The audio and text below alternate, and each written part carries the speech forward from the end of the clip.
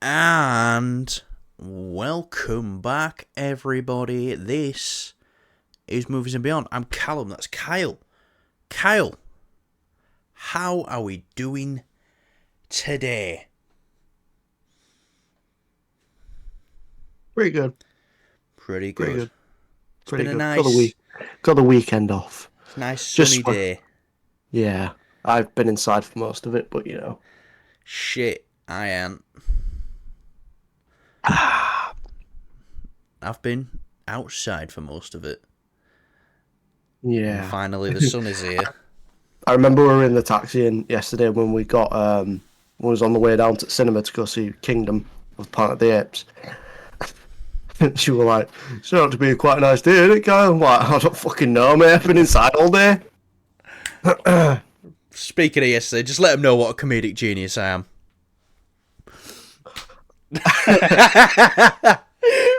So we was buying a milkshake and drink at the counter at the cinema, and I think you're better telling it. You just tell it because yeah. Well, it seems like I'm up my own ass, even though I did just tell you to. Go on, go on. to Just say it. It's funnier when you say it. I it's don't have not. We'll move on. right. You're gonna have to wait for that one. Yeah. Yeah. Should we get on to our first topic then? Yeah. Right. James Gunn. We'll go to it. This is coming from James Gunn on the threads. He's pleased to announce the great Frank Grillo will be reprising the role of Rick Flag Sr., the role he'll first play in the animated form in Creature Commandos. He'll appear throughout Season 2. Christopher Smith and Rick Sr. have a little unfinished business to take care of. So, first of all, did you know Frank Grillo was playing Rick Flag Sr. in Creature Commandos? I had no fucking clue. Right. Okay. Ain't got a Scooby Doo. Did you not watch James Gunn's Gods and Monsters announcement video? No, because you For the pretty much DC. give me the entire rundown of things, and Am I your only source of information, Kyle? I mean, yeah, like you should see my YouTube history. It's pretty fucking Callum. yeah. Alright, sweet. But yeah, obviously, spoilers for The Suicide Squad And Peacemaker and season Peacemaker Season 1. 1, which if you haven't seen, why? Go see it. Now, this brings up an interesting question. So, unfinished business, which is referring to Peacemaker killing Rick Flag Sr.'s son, in the Suicide Squad. So, Rick Flag Sr. is going to be going after Peacemaker? Maybe? Probably? Definitely. I don't think that'll be the main thing, though. I don't think feel it'll be that'll like a the main little. thing. It'll be like a little side thing that pops up. Yeah. But another interesting thing is, we were thinking, how are they going to get around bringing Peacemaker into this new DC universe? Are they saying that Suicide Squad film is now canon to this new DC universe? Because if, it could have happened a different way. He could have killed Rick Flag a different way. It doesn't have to necessarily be the same way it happened in the film. But it seems like they're taking a lot of stuff from that and running with it. So, yeah, and that was still kind of connected to the old DC universe, but then again, we know Viola Davis is returning as Amanda Waller still, so yeah. What do you think of this whole Rick Flag Senior angle that we're getting? I think it's really cool. Obviously, Rick Flag was such a great character, and the fact that he was in that Suicide Squad film, the first one, if you even want to call it a fucking film. Hey, And whoa, whoa. It ain't no Madam Web. it ain't, but still, the fact that, like, people are just not down for the second one, like, oh, big starfish. It's like, yeah, you wanted stuff to be comic accurate. There you go. Yeah. Instead of that emo fucking edgy emo. I don't know I'm what it just a was. sucker for pain. I mean, the only good thing in that film, I think we both agree, was Boomerang, and obviously Yeah. Rick Flag. He was pretty good. I just don't think I think he was a bit one note in the first film, if I'm honest with you. I've only really started to like him in The Suicide Squad.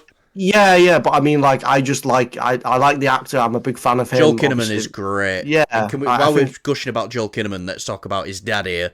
Not his actual dad, his dad in the... Frank Grillo is yeah, fantastic as well. He yeah, obviously Crossbones in the MCU, which I wish he got more time to shine. yeah. But it's one of those things where they used him really well. He played it. He served a purpose. Yeah, he got his suit, I guess, his look in the start of Civil War, and Yeah. obviously we're killed off. It's kind of like, Claw. I was just thinking, because Mate, you got me yeah, gutted here. We need more yeah, Claw. we do, but we're not gonna get it. Hopefully, Andy Serkis comes back in the new MCU soft reboot as something else other than just a CGI character. Yeah. Because Andy Serkis, as great as he is, doing the CGI stuff, he's really cool to see in person. He just the way he acts, it's brilliant. I love him in CGI and I love him in person. Vibranium car, you idiot. He's so entertaining to watch. I could watch. Right, come on, Peacemaker. Peacemaker. What about it? That's what we're speaking about. Yeah, but you've not asked me a question, so go. Go. Okay. How tied? Because you were shaking your head a bit. How tied in and dedicated to this, Peacemaker's previous appearances do you think they're going to be? Because you've seen the old Justice League and everything. There's going to need to be some major changes in Season 2 if they want it to fit into this universe.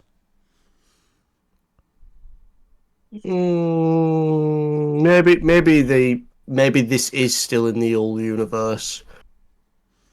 No, well, James said it's in the new DC universe. He says they're carrying over these characters into the new universe. Yeah. And that's Blue Beetle, Peacemaker, and Amanda Waller. I don't know. I think they're not really going to focus on any of it, to be honest. They're just going to be like, look, this is this character. This is how it is. It's in the new universe. It doesn't really need to be explained. It's just there.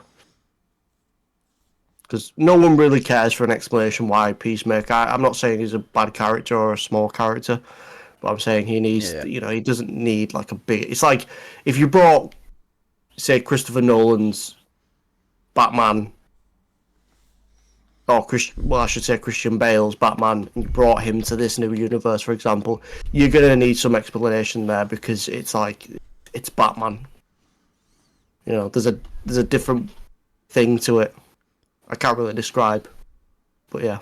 Yeah, I think I agree with you in a way that Peacemaker will be doing his own shit that will be very inconsequential to the new DC universe at large that they're trying to build. But will he appear in... Will they do another Suicide Squad? Will he appear in The Authority? We don't know. Yeah. Do you know what The Authority is? Do you know that that's good? All right. You really didn't watch that video. I know. Yeah. Like I say, I get it all from you. Yeah, I must not have told you about that. But how many episodes do you think we're going to see Frank Grillo in? Like maybe like a... Say 4 to 6. 4 to 6? Yeah. So, or maybe more. Maybe he's like not in one episode. So you think he's in a majority of the show? Potentially. I mean, it could be just one of those things that's like, at the end of each episode, you see him get closer and closer to Peacemaker. I think we're going to get our first introduction at the end of the middle episode, so around episode 4, and then it's going to build up to something in this penultimate episode. Stop drinking, you. Just because it's Friday. I need a sober co-host. What the fuck's sober? I mean, I suppose it is Fuck It Friday. So. Fuck it Friday. Fuck It Friday. Yeah. Shit, I'll drink to that. Yeah, you will. Anyway, fucking... There's your Peacemaker news. Let's get on to the meaty stuff. This big old meat-piled stuff of meat. Finally, we've got our Galactus cast in the MCU. Ralph Ineson, I believe I'm saying that correctly. Kyle, fact check for me right now, you bitch. I can't. I'm dead. I'll do it myself. I have to turn my shit off manually when we're finished. Ralph Ineson. That's it. Right. Quick one. Do you like the casting? Do you not like the casting? Yes, no, maybe so. Tell me now. Yes. Yes, I like this casting as well. This man has already appeared in the Marvel Cinematic Universe. In Guardians of the Galaxy, in a very minor role.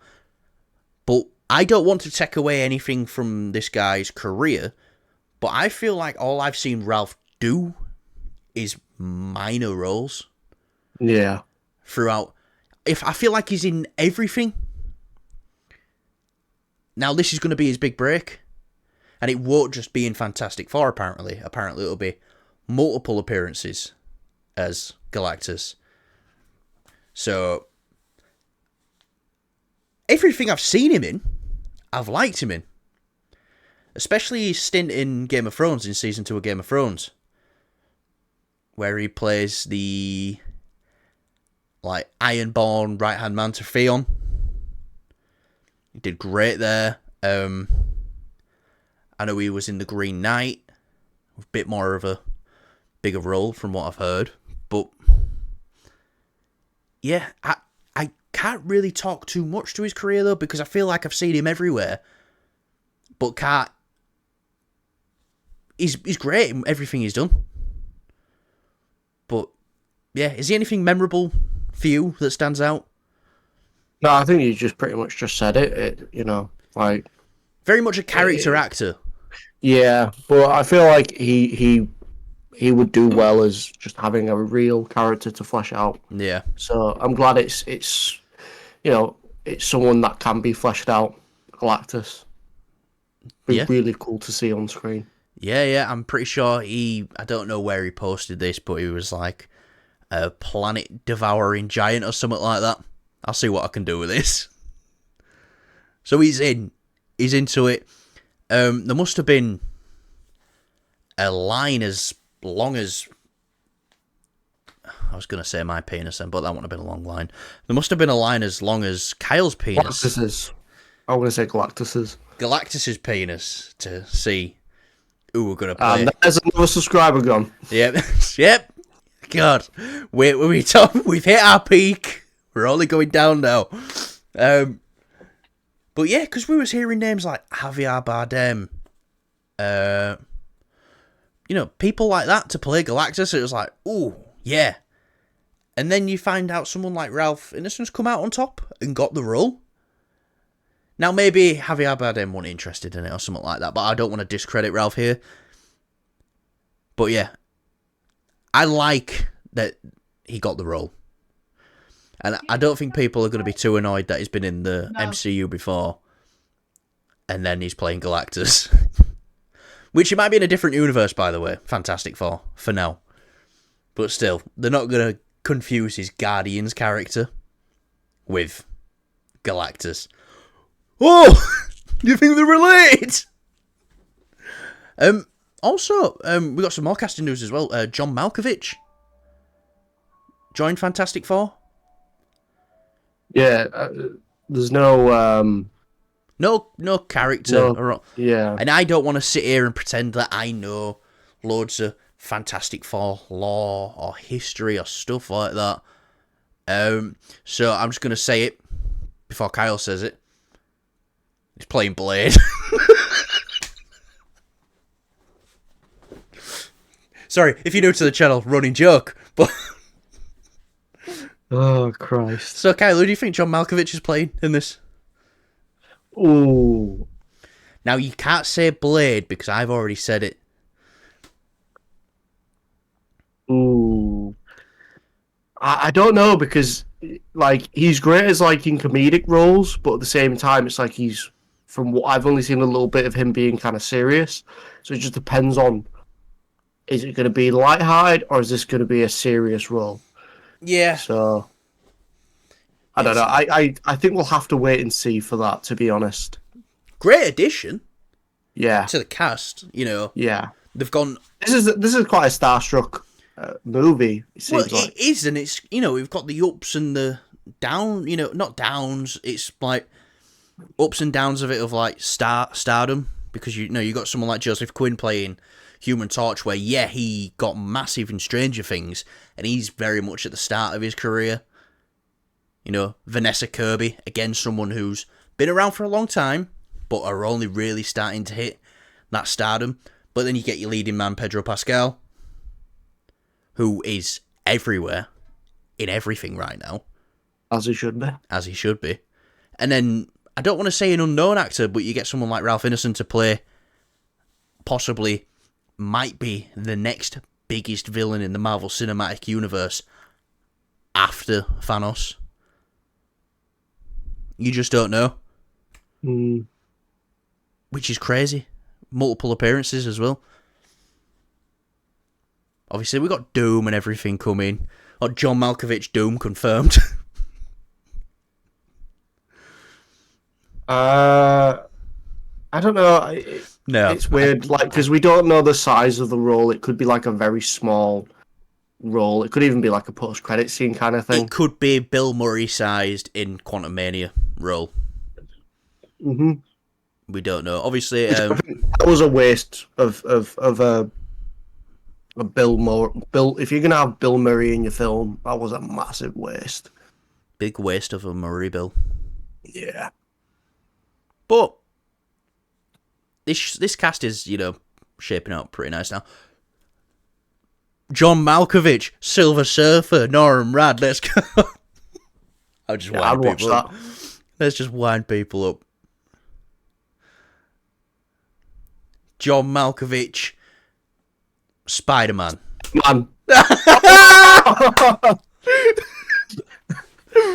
No way we just got that.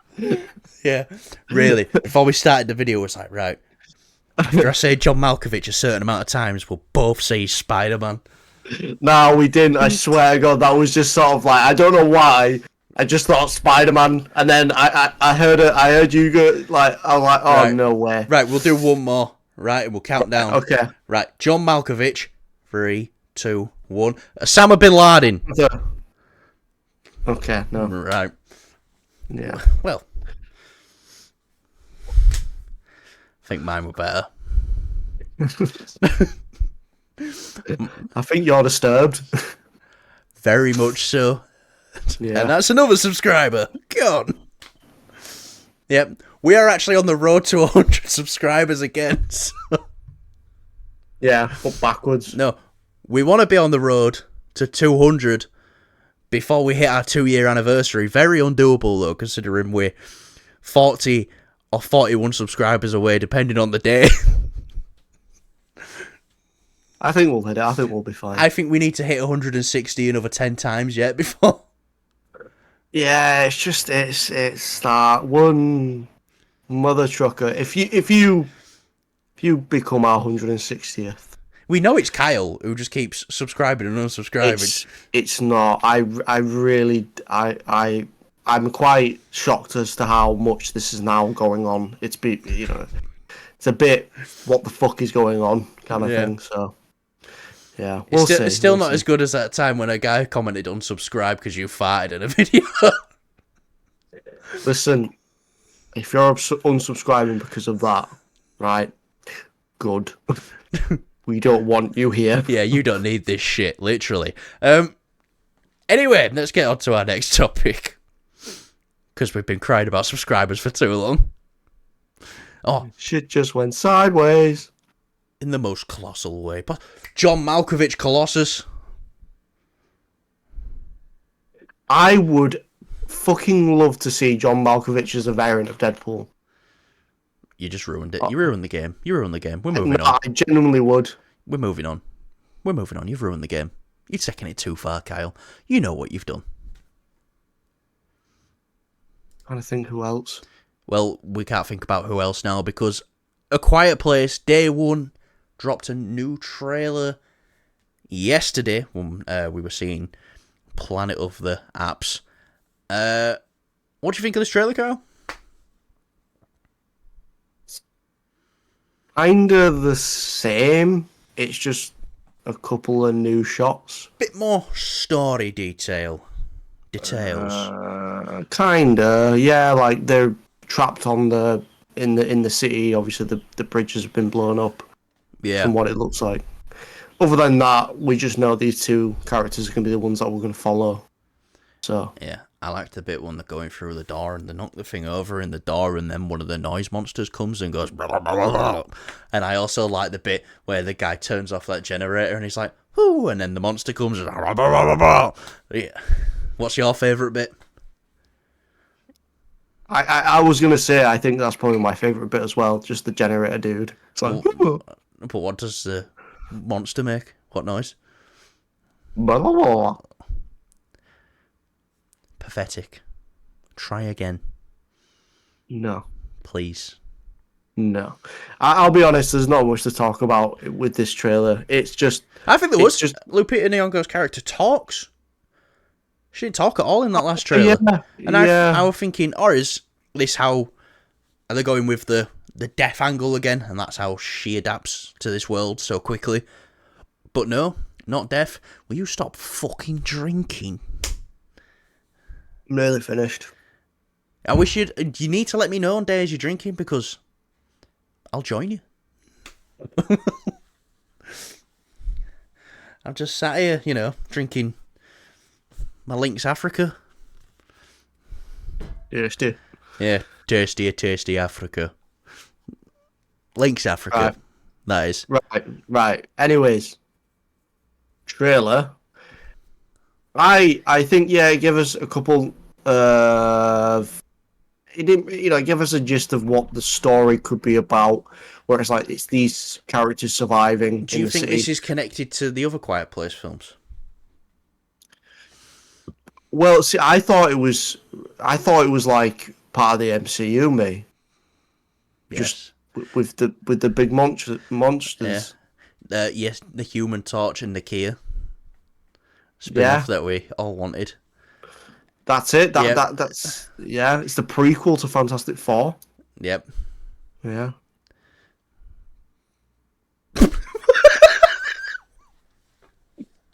Jesus Christ. Yeah, no, the trailer wasn't anything crazy. I think it was probably a little bit better than the first one just because it actually gives us something. It gives us a bit of context for what this movie is going to be about.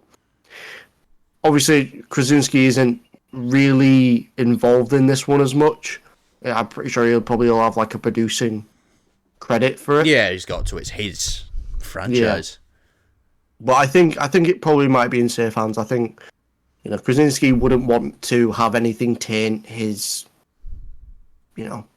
creation, essentially. Yeah. So no, I love this trailer, and I'm actually really pumped now for this. I was a little bit like, because I'll admit I wasn't too excited either. But the first trailer came out, I was like, okay, interesting, urban environment. And I thought, it might take that away. They might move out of the city. These might just be shots that happen at the start.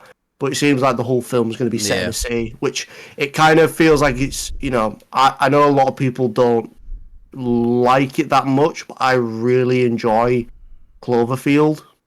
Obviously, it's a similar setting, multiple monsters, and it's in a massive urban environment.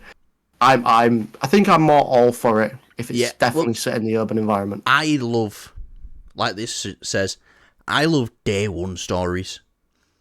What happened on that first day? I really like the first season of Fear of Walking Dead, because when that was announced, this is what happened right at the beginning of the outbreak.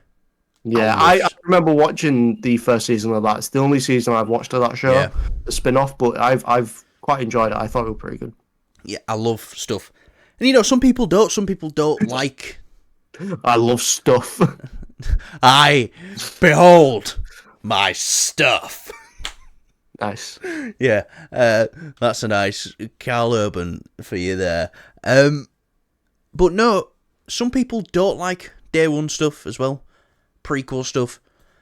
We got a little tease of it in A Quiet Place Part 2, which, if I remember correctly, I think that's the first film we actually went back to go see after everything was shut through COVID. Or was it Tenet? Pretty sure it might have been Tenet. Right. Just because I know Tenants struggle for money, but I'm pretty sure Part 2 did Nolan pretty were well. determined to get it in cinema, wasn't he? Like, Yeah. right in the middle of it all. Yeah. No. But some people don't like the Part 1 stuff. They don't like the going back and figuring out stuff out. People like the mystery. They like the mystery to remain. And I get that as well. But I don't see a problem with it if there's an offering like this and it looks like it's going to be pretty good. Yeah, it's still going to be a mystery, I think. It's just... It's kind of... Yeah, it starts getting ridiculous when, John Krasinski's character gets resurrected in A Quiet Place Part 3 and then creates his own meteor and goes and strikes their planet with a machine gun and he's just going... Jesus Christ. I'm here if you need writing credits for that, take it. That's fine. That's a free idea. In the bag. Thank you very much. Keep that idea. Sell that idea. Universal? Is it Universal? Give me some fucking chips. I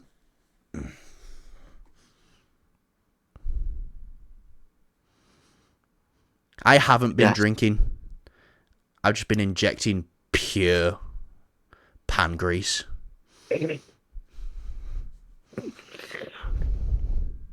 Right. We saw a film last night.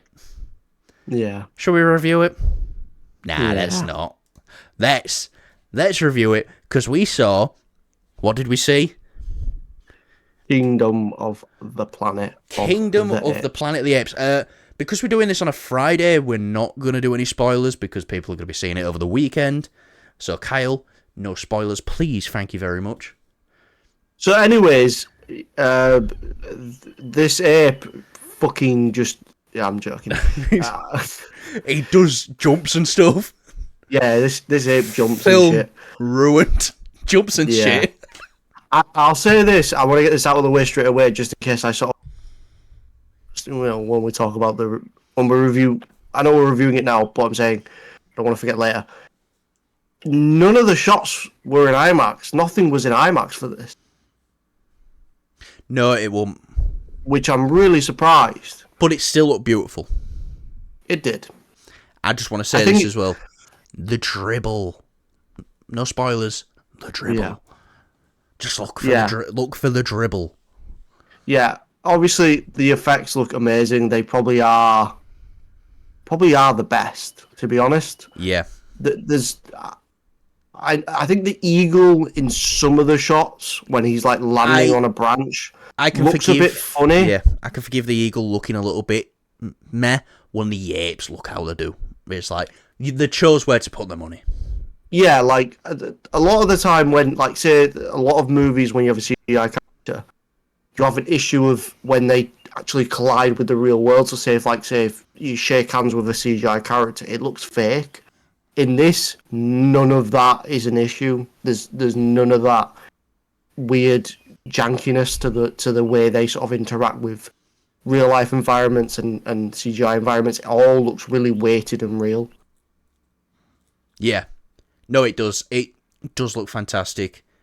Freya Allen's character in this actually didn't look out of place at all. She just fit right in with the apes because, she were probably acting against nothing sometimes or people in mocap suits, and that'd have been really hard for her as an actress, but I think she nailed it. And like I said, no spoilers, but I really love the direction they take the character. I like the direction they take with the sort of apes and yeah. Obviously, don't want to spoil anything, but it's like, holy shit, they just took it there. It's like, that's fucking cool. Yeah. Like, Freya with the Outland's plans. character could have been a repeat of something we've had before, and it wasn't. Yeah, that's one thing I was a bit like, but it turns out we were Very wrong. bamboozled. Yeah. Yeah. Very So, wrong. You'll probably remember the orangutan's name. Saka, something. Something like that. Yeah. The Anyway, orangutan. orangutan. Yeah, great. Who played Noah? Let's find out, because they were great. Kingdom of the Planet of the Apes. Cast, something we should have done before. Owen Tog? Something like that. I really appreciate how, like, obviously they've evolved a bit further because this is set, a couple of generations ahead. I think this the isn't Wes for- Ball confirmed it's 300 years. Yeah, it was like 300 years, Yeah. which is not really a spoiler. It's just like, these are new characters, and it's, that's all we'll say to that. But I really appreciate how they still sort of have that apeness about them, where they kind of got that, ooh, and just the way they sort of move. They And they're didn't still really take any of it out. signing as well, some of them. Yeah. To each other. I thought that were great. Caesar's legacy lives on in this film, in many different forms. Yeah. Which is all I'll say to that. Kevin Durand as Proximus. The APC in the trailer is like, what a wonderful day. Yes. He were great. I think I'm going to say this. I think I have two issues with the film. Is the way I went into the film, I kind of thought I'd expect, this thing to happen. Not as like, I'm not saying because it didn't happen, it's made the film bad. It's just the way they've gone about certain things in the plot. I'm just like, right, this needs kind of to be answered. Like, I feel like I've gone into this with a couple of my questions sort of answered, not really. I feel like I've come out with more questions than answered. Which I'm happy with, though, because I'm very excited to see another one of these. No. Yeah, it's definitely like it helps set up that this is what it is. This is this trilogy's Rise. Yeah. Which I'll say this though, it's better than Rise. Yeah. I have to say I need to see it again. I said this to you when we left the cinema. I need to see it again. I want to see it again. It could be just behind Dawn. It could just be, there's something about it. I think if they managed to, if they got it right, I think it could have been like on par with Dawn or even exceeded that. Well, but yeah, I think this it just sits under. Yeah, this had a bit of a pacing issue. I think we both said that. Felt a little bit long at times. I loved every minute of it. Yeah. I was just soaking it all in. I didn't feel the pacing that much of an issue. It definitely felt like I was watching a longer movie, but it didn't feel anywhere sluggish. Yeah, but I get why they wanted to make us care about these characters. Because there's a lot of emotional stuff that these characters go through, and if it's characters you don't know, you won't feel what you do feel in the film when you're watching it. Yeah. And they did take the time to build these characters so we could experience their story. I'm just saying, if you've watched this before and you know how I stand with these films, they're very important to me. I love the trilogy, the Caesar trilogy, the Circus trilogy, the Matt Reeves sort of trilogy, even though he didn't direct the first one. The Matt Reeves 2/3 trilogy. Yeah, that's what we're calling it. This definitely put a smile on my face. Yeah, right, I think we should do ratings like that, where it's like we don't do numbers, we just do like quotes from like other films. I think that'd be pretty unique. Yeah. What would you quote this as rating wise? I love the smell of napalm in the morning. Okay, that works too. And that is going to be my quote every time. Very cool. Every time. Hell yeah. Yeah. Did we miss anything? Looks great. Looks great. Emotional. Yeah, Sets up the the sequels nicely. yeah, it's very much like I thought. Oh, they're retreading some steps here, and I'm like, why? But because of how big the film is, it's got a lot to unpack. The direction they take it in, I feel like it's the ending just felt a bit not rushed, but it was like it was just kind of like okay, They should have Lord of the Rings these motherfuckers and Hobbited them. And they should have just done all three at once and had one every year. Thing is, though, I think the It was a studio risk. wasn't. It was a risk. Yeah, I think studio wouldn't. You know, obviously the first trilogy were great, but it's like, are people still interested in this? Well, And from what we full. we've seen, yeah, Full last night. A Thursday night opening night screening was full. So people clearly care about this franchise still. If you never know if this makes enough money, they might go to Westball. Okay, do the next two back to back, because if they're confident that these will make money, then they're actually saving money as well by doing a back to back production at the same time, simultaneous production, however you want to call it. But yeah, in 3 words, tell me what you love about me.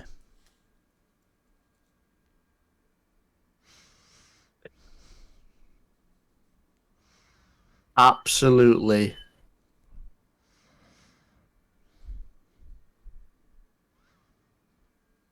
I don't know. I can't think of anything. So he doesn't love me. Right. Well, Absolutely fucking nothing. okay, fair enough. But then also, how would you rate this film out of 1 to 10? I need to see it again. Or it could be a. Ooh. It's around a 9 for me. Ooh, Kyle going high. It's around a 9. I need to see it again to cement it down Yeah. to whether if it's potentially like an 8.5 to a 9. I don't see it going to a 9.5 or a 10 for me. Yeah, because it's very rare a film comes out and it's a 10, like Dune Part 2. Yeah. That's a... Or Dawn of the Planet of the Apes. I think the more the more you go on, the great, that film ages so well. And even when it first came out, it was still great. So it's just like, that film for me is probably a 10 out of 10. Yeah. Just because of like, it's you could watch that anytime. It's a great sequel. It had a lot of weight on its shoulders to sort of continue what happened in Rise. Yeah, no, and I think we both agree as well, though, that this is our second favourite film of the year. Yeah. Yeah, it is. It's quality. I'd give this a solid 8. Yeah. A solid 8. So, yeah. I really enjoyed this film. If you're thinking about getting out this weekend and seeing this, go see this film. Yeah, people are like, no, go support original stuff. Go see The Fall Guy as well. That's not doing too well. But I can't sit here and tell people to go see The Fall Guy when this is in cinema. This is amazing. Well, it depends what you're feeling. And yeah, it wasn't shot in IMAX. We went to go see it in IMAX cinema. We go see everything in IMAX if we can. It still looked fucking amazing. Like you can tell they've definitely put CGI into put effort into the CGI here again. Yeah. They've not sort of like kept it the same, or they've not kind of gone downhill with it like some movies have done with the CGI. This is a level up for me. Yeah, no, definitely. And I can tell you guys right now, I can tell that Kyle loved this film and he probably will cement it as a 9, because when we got out of seeing it, usually I'm the talkative one after when we get out of seeing stuff. This man did not shut the fuck up, but that's alright. No, just because we was one of obviously our friend, and he was saying it felt very long, and I was like, I didn't feel any sort of pacing issue with it. I just could tell that it felt long. But that's me. I love the Planet of the Apes films. But it was surprising to hear you say it was your second favourite film of the year. Yeah, no, it is. It is my second favourite film of the year. I think Dune is just one of those. It's like I don't think anything can tackle that. All it's going to be this year now is Planet of the Apes and Deadpool competing for second place. Yeah, which is fine. Dune is a masterpiece. So, but but out of Boy Kills World, Monkey Man, The Fall Guy, Madam Web. We've had a great year for movies. Yeah, a lot better than last year. I actually can't wait to get to the end of this year and talk about all the great films we've had. Hopefully it don't go to shit now. We might do a video 6 months fruit line. I know one of our first videos on this channel was, the best movies of the year so far, which was about around the 6 month line into the year. So I don't see why we can't do another one of them, because we've had some great options. But yeah, right, guys, thanks for watching. We have been Movies and Beyond. I'm Callum. That's Kyle. Kyle, anything you would like to say to the lovely people at home before we go? Fucking out of beer. He's fucking out of beer. Right. Like, subscribe, leave a comment. Let us know what you thought of the video. Let us know what you thought of Planet of the Apes if you've seen it. Smash that like button. Ha. Smash that like button. Indeed. Show us to your mother. All that good shit. And we will see you guys in the next video. And I will try not to say something creepy as I look into the camera and say goodbye, because I've got quite a bit of a track record of doing that, so I'm not going to do it today. I'm not doing it. I'm just going to say bye. Tell him, just say like a cherry about to pop, mate. Just say what you need to say. I don't want to say it because we'll get done. We will. Right. Yeah. Anyway, see you guys. No, I can't. Right. Bye. Sorry. No, I just love attention. That's why I keep the camera on as long as possible. Kyle, stop giggling, please. Bye. See you later. Love you all. Bye.